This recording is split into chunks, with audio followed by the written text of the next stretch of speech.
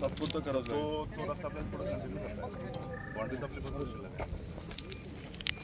आता आपण उभे आहोत हे धाराशिवचं प्रस्तावित रेल्वे स्टेशन आहे आणि धाराशिवपासून तुळजापूरपर्यंतचं काम जे आहे ते आता सुरू आहे.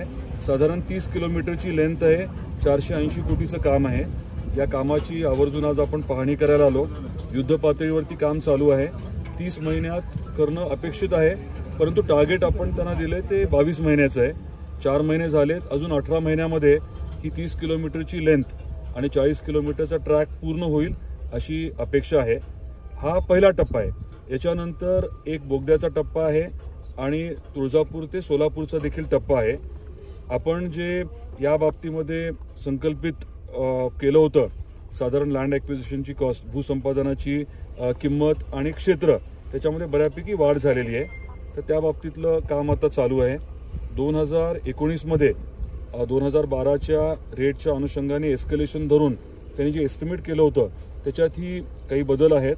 आता ती प्रक्रिया आता चालू आहे. दोन्ही विषयांच्या बाबतीमध्ये राज्य सरकारकडे विषय गेला आहे आणि रेल्वे बोर्डाकडे गेला आहे.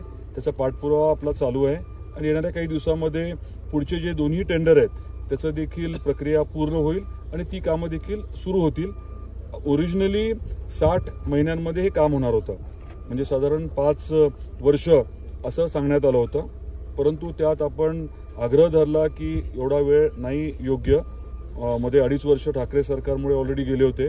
त्यामुळे मग त्यातनं मार्ग असा काढण्यात आला की काम 3 टप्प्यामध्ये करायचं ठरलं. पहिला टप्पा आपण उभे आहोत तो, आणि दुसरे 2 टप्पे म्हणजे सायमल्टेनियसली एकाच वेळेस 3ही ठिकाणची कामं सुरू होतील आणि लवकर पूर्ण होईल. आता आपल्याला जे बदललेलं वेळापत्रक दिले त्या अनुषंगाने 30 महिन्यामध्ये पूर्ण काम सगळंच होणं अपेक्षित आहे. कदाचित एक 6 महिने मागे पुढे होईल. आता 480 कोटीपैकी किती निधी उपलब्ध झाला आहे आणि उर्वरित जर निधी असेल तो येणाऱ्या अर्थसंकल्पात किती मंजूर होण्याची अपेक्षा नाही? या पैशाच्या बाबतीमध्ये काही अडचण नाही आहे, कारण हे टेंडर झालेलं आहे. राज्य सरकार आपला 50% हिस्सा बिलकुल देते. त्यात काही प्रॉब्लेम येणार नाही.